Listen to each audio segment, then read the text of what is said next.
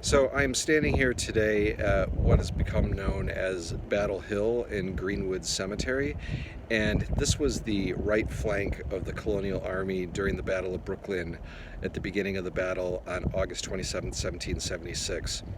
1776, as most good Americans know, was the year of the Declaration of Independence, which had been read publicly by Washington to the local citizenry down in downtown Manhattan, looking very different than how it does today with the large, well-known buildings in the skyline. But that had sort of like rallied the colonials to the cause of the revolution. And after the fall of Boston, Howe moved the vast majority of his troops down here to New York, threatening New York. Through July and August of 1776, some 400 ships showed up in the bay in Manhattan here in the harbor, landing eventually some 22,000 troops on Staten Island to rest up from their journey and prepare for the assault. Now, to the British 22,000 troops, Washington had about 10,000 to protect the whole region with, and he didn't know where the attack was going to come. Some were thinking that the British would just continue to sail up into northern Manhattan, cut off the colonials at Fort Washington and so on to the north. Some thought that an assault right on Manhattan at the southern tip would occur, and others thought that maybe the farmland and so on, which was going to serve as great supply resources for the British, was another target out here in Brooklyn and to the south of here, what was then known as Flatbush. The Washington moved several thousand troops into Brooklyn, built a line of forts closer to the river between Brooklyn and Manhattan, and then rode out here in the days before to look down the entire island, which at that time was just open farmland. Today we're surrounded by trees and so on, but back then he would have had a clear view down Manhattan, down Long Island into Flatbush. So on August 26th, 27th, 1776, the British land at nearby at a bay and begin marching their troops in three different wings,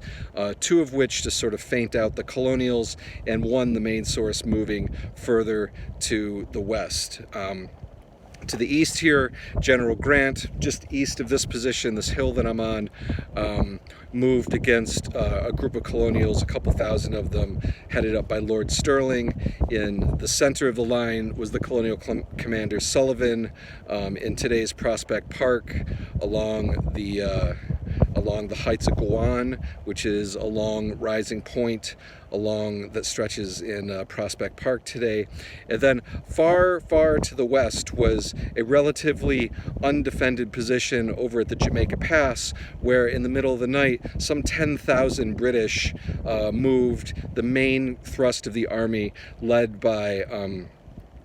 Howe himself and Clinton, who had grown up here and knew Long Island and Brooklyn very, very well, knew the terrain. They moved 10,000 men in the middle of the night under silence and darkness and slipped through the lines far to the west of the colonials. Early in the morning, at about 2 a.m., there was a small skirmish at a now long gone inn called the Red Lion Inn to the east of here. That attack continued throughout the morning, with Stirling's small force holding back Grant, which wasn't advancing too quickly because they wanted just simply to hold and distract the colonials here. But by 9 a.m., a cannon fire from the Jamaica Pass was the announcement to the British that the main attack was about to begin, and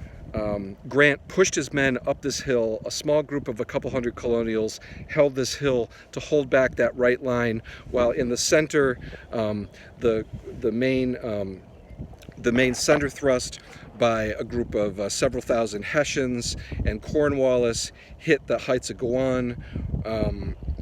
in today's Prospect Park, while that 10,000 men moved to get behind the Colonials. This delaying action here lasted throughout the morning, and then eventually the Colonials retreated off this position towards the Cortelyou House, where the famous stand was held by a couple hundred Marylanders that held off the British so the Colonials could slip away in darkness to Manhattan the evening of the 27th, the early morning of the 28th.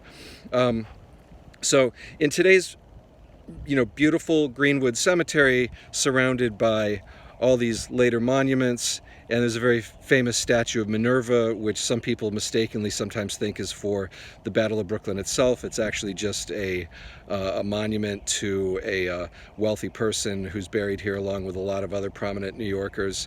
But you can see, even today, if you squint and get rid of all these buildings and look all the way down to the harbor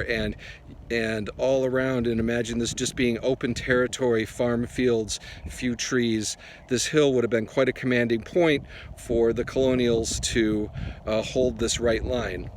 Up until then, it was the largest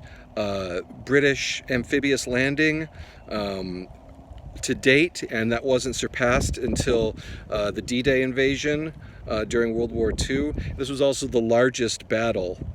in the American Revolution, with some 22,000 British troops, some 10,000 Colonials. So outnumbered, outgunned, outflanked. Washington, in his very slippery way, managed to snatch a victory of sorts out of the mouths of defeat and got the Colonial Army back into Manhattan, and would later move north through Manhattan and into New Jersey, where he would famously winter and save the Colonial Army against the British. So quite a pivotal battle. And for me, living in Brooklyn, and this is about a 20-minute walk from my house, I always tell people I live on a battlefield, because I actually live surrounded by this history, and the Battle of Brooklyn taking place right here is where I live and where I stand.